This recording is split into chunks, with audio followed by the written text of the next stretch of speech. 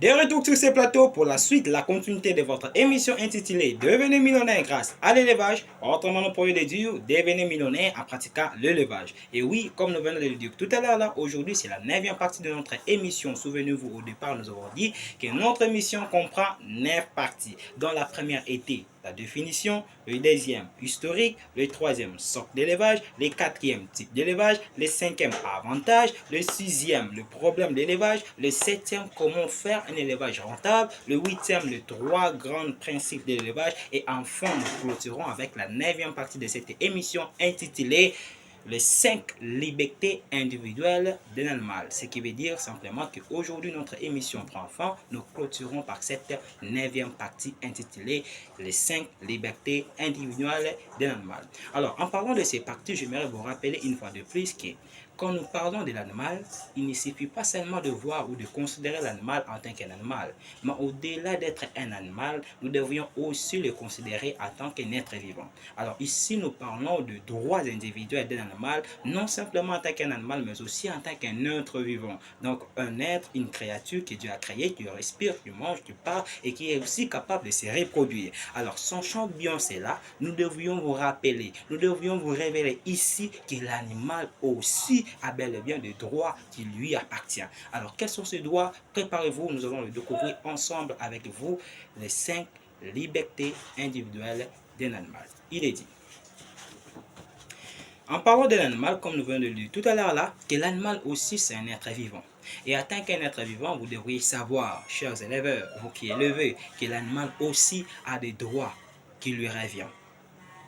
Je m'en souviendrai toujours à l'école primaire ou secondaire quand on étudiait le devoir de parents envers les enfants et aussi le devoir des enfants envers les parents. Alors ici, ça en est de même. Nous allons maintenant parler du devoir d'un élève envers son animal. Parce qu'ici, nous défendons les 5 libertés individuelles d'un animal. Alors, première question, quelles sont ces libertés individuelles d'un animal? Primo, la première des choses que nous devrions savoir ici, dans cette 9e partie intitulée les 5 libertés d'un animal, est que l'animal ne doit pas mourir de faim. C'est ça le premier droit. C'est pourquoi nous avons dit au départ que l'élevage, c'est aussi un pacte entre l'éleveur et l'animal. Si vous prenez soin de vos animaux et qu'en le nourrissant, les animaux seront aussi capables de pouvoir se reproduire en termes de bénéfices pour vous, les responsables, pour vous, les éleveurs, qui les élevez. Alors ici, vous devriez savoir que les animaux ont pour droit d'être nourris, ce qui est dit l'absence de faim et de soif, et encore de malnutrition. Le premier droit qui revient aux animaux, quand vous décidez de les élever, vous devriez les nourrir. La première des choses à faire. Deuxièmement, l'absence de peur et de stress.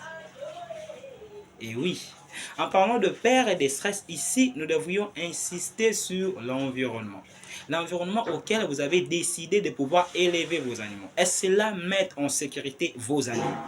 Parce que les animaux ont aussi comme droit l'absence de peur et de stress. C'est-à-dire, ils doivent se retrouver dans un milieu, dans un environnement auquel ils se sentent à l'aise en tant que des êtres vivants. Troisième des choses, l'absence de douleur et encore de maladies. L'absence de douleur et encore des maladies.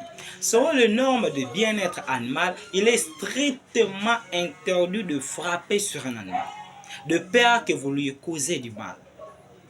Voyez? Et encore, en parlant des normes, des règles du bien-être animal, il est encore conseillé de mettre l'animal dans un environnement conforme, non seulement en tant qu'un animal, mais aussi en tant qu'un être vivant, pour lui épargner, un, à la douleur, et deuxièmement, à des maladies. Ça aussi, c'est un droit. Ça appartient à l'animal. C'est un droit, c'est un mérite que quand vous décidez d'élever, les animaux méritent de se retrouver dans un endroit d'où il y a l'absence de la douleur et aussi l'absence des maladies. Quatrième des choses, la liberté d'expression. Et oui, la liberté d'expression. Alors ici, j'aimerais vous rappeler que nous, avec les animaux, nous n'avons pas le même langage. Mais quand même, les animaux aussi s'expriment. Il y a de différentes manières dans lesquelles les animaux peuvent s'exprimer. Il y a certains qui s'expriment en criant, il y a certains qui s'expriment en faisant des mouvements, aller de gauche à droite, par-ci par-là, et voilà. Et c'est droit leur revient. Vous devriez autoriser à vos animaux, chers éleveurs, de pouvoir s'exprimer, la liberté d'expression. C'est-à-dire, les animaux doivent être capables d'exprimer leurs sentiments envers vous, les responsables, ou avec toute autre personne avec qui ils collaborent bien. Vous voyez, les animaux aussi ont la liberté d'expression comme droit. S'il faut boyer, ils aboient. S'il faut crier, miauler, faire ceci, faire cela, laissez-les faire car ils en ont le droit. Et enfin, le cinquième ou dernier droit que les animaux ont, l'absence de stress physique et thermique. Absence de stress physique et thermique. Alors ici, en parlant de stress physique et thermique, c'est-à-dire thermique, c'est lié par rapport à la température. C'est pour cela que nous vous avons conseillé, frères et sœurs, chers éleveurs, l'endroit auquel vous devriez loger vos animaux, il doit y avoir l'air en permanence, c'est-à-dire respecter l'aération. Cela revient, figure aussi parmi lignes de normes principales à respecter lors de la construction des bâtiments. C'est-à-dire, la température doit être normale. Cette température ne doit pas stresser les animaux, le mettre mal à l'aise. Non. C'est pour cela qu'il est conseillé, comme droit, de respecter, de mettre les animaux hors du stress physique ou encore thermique. Et voilà, c'était là les 5 libertés individuelles auxquelles les animaux méritent, non seulement en tant que des animaux que nous élevons, mais aussi en tant que des êtres vivants.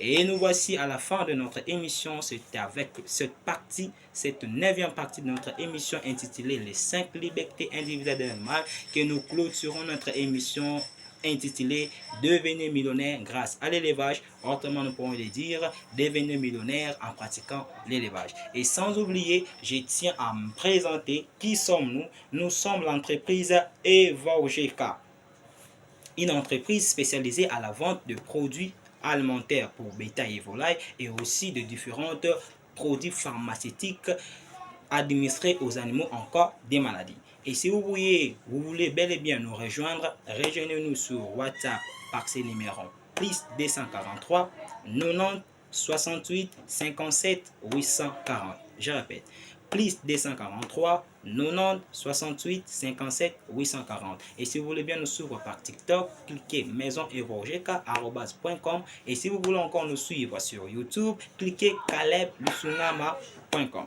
Merci beaucoup, de bonnes choses. Et si cette émission vous a plu, n'hésitez pas de l'écrire sur les commentaires. Nous en serons ravis de voir vos différents commentaires. Et en plus de cela, cette émission vous autorise de pouvoir partager à tous ceux qui veulent pratiquer, à tous ceux qui aiment l'élevage. Partagez-les car nous l'avons conçu dans le cadre de partager la connaissance ensemble avec vous. Et une fois de plus, je tiens à remercier tout le monde qui nous suit partout, tout le monde qui nous encourage, tout le monde qui nous envoie les différentes questions. Nous en sommes sincèrement reconnaissants. Quant à moi, je souhaite une excellente journée et plein de bonnes choses à tous. Merci.